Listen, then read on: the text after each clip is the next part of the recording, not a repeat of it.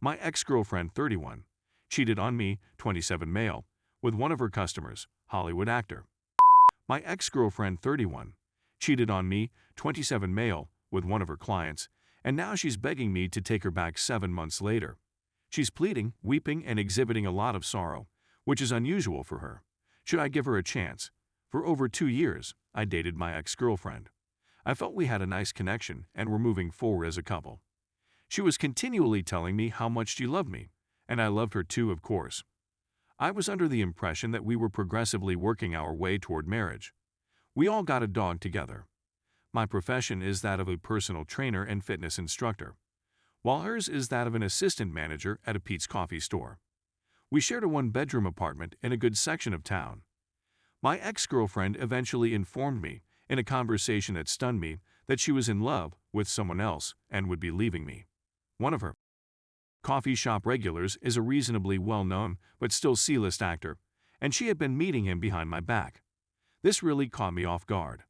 I believed it was very unjust of her to end our 2-year relationship in such a manner. However, since I'm not an aggressive or emotional person, I accepted her choice. I was somewhat offended, but I didn't say anything since she decided to deliver me this news in a public restaurant, as if I would turn violent in private.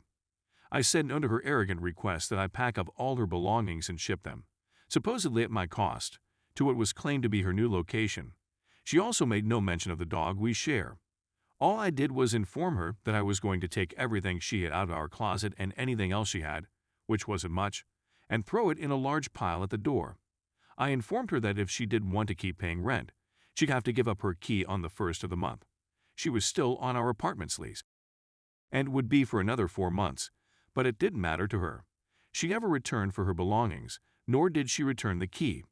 As a result, the landlord changed the locks at my cost, $200, since I was legally violating the conditions of our contract.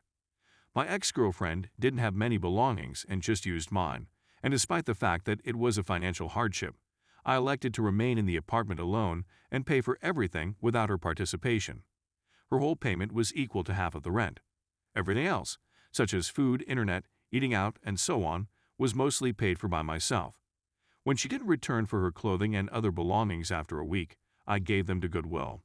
Of course, I was disappointed, and I was melancholy for a few weeks following our split. When my boss saw that I was depressed at work, she gave me a paid 2-week absence. She also paid for my weekend therapy sessions with a therapist. I eventually got over it and came back to work better than ever. I was interested about what my ex-girlfriend was up to, but I knew it was best not to attempt to find out, and I couldn't follow her on social media since she had blocked me everywhere. Fast forward 7 months, and I'm doing much better. I've gone on a few dates. It's not difficult to meet ladies in my career, but nothing meaningful has come of them. This was mainly my choice. I'd even got boyfriend status with a lady 29. I met at a concert, but we split up after a few months. I'm still friends with her, and we're okay when we run into one another, which is often. I've realized that I still miss my life with my ex in many respects. So, out of nowhere, my ex begins contacting me on Facebook, so I presume she unblocked me now, about how much she misses me and wishes she could hear my voice, about how she made a mistake and was just perplexed. She went on to talk about a number of our common recollections. In reality, I miss her, but I'm not sure why she's even attempting to contact me again. When we were together, I appreciated the fact that she was a strong and independent person in many aspects, even though she didn't pay for half of our common expenditures when we lived together. She proceeded to beg and implore me to see her, saying she was on her knees, pleading for another chance, that she'd never screw up again, that she was sorry and an idiot, and that she would behave from now on.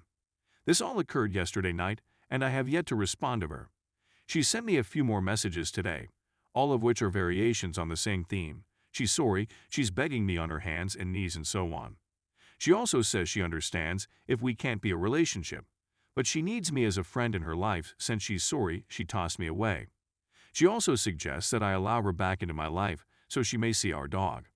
I guess he's simply my dog now, but I'm not sure. It's simply so out of character for her to be so vulnerable and pleading with me. Could this imply that she really regrets her actions? Should I give her a second chance? Update. Thank you for your excellent suggestions on my initial article, which is linked above.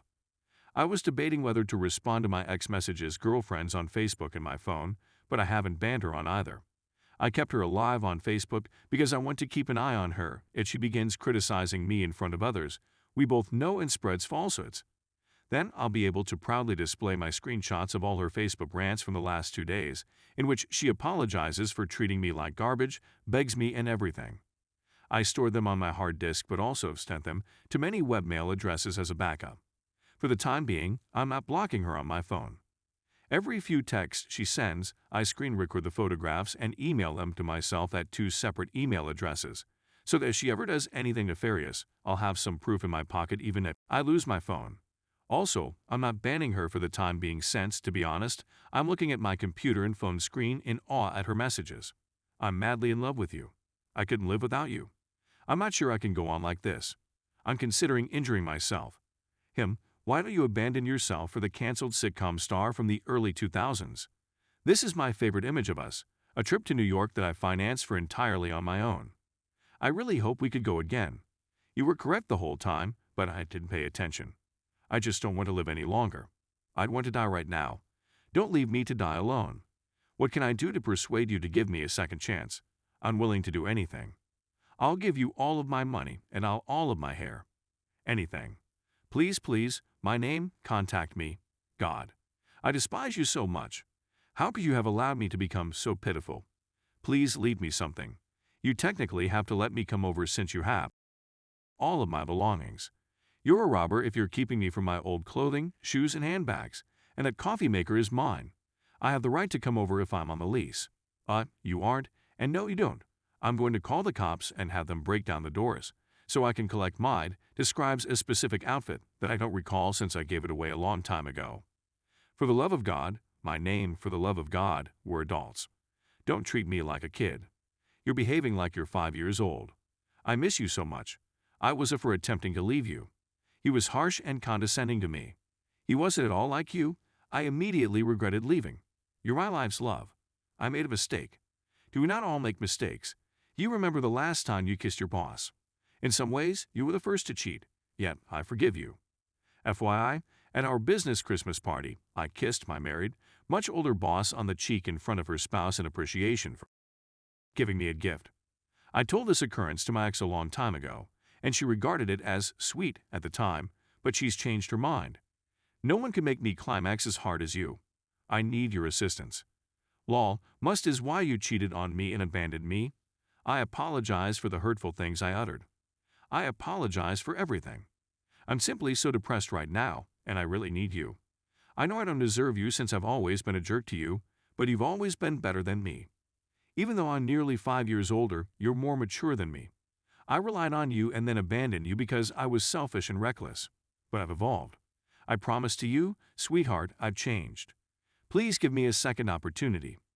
I'll confess that the previous one was a touch manipulative, and it weakened me a little, but then I recalled how she abandoned me without a second thought the minute she thought she'd upgraded. So, no thank you. It's a beautiful day, and I have 3 meetings with young, single ladies who routinely flirt with me, but I've always been too professional to reply. Perhaps it's time to quit living in the past and start appreciating the benefits of my profession. BTW, I warned my landlord and neighbors that if my ex comes here, she is not welcome and that they should phone the cops if they can. The landlord's sole criticism was that my ex was a slacker and that I was more than just a lovely face. He also informed me that she had the audacity to put him as a reference on a couple rental applications in recent months, and he told the screeners the truth. Abandoned lease, irresponsible, not recommended. Law. Thank you very much, Red.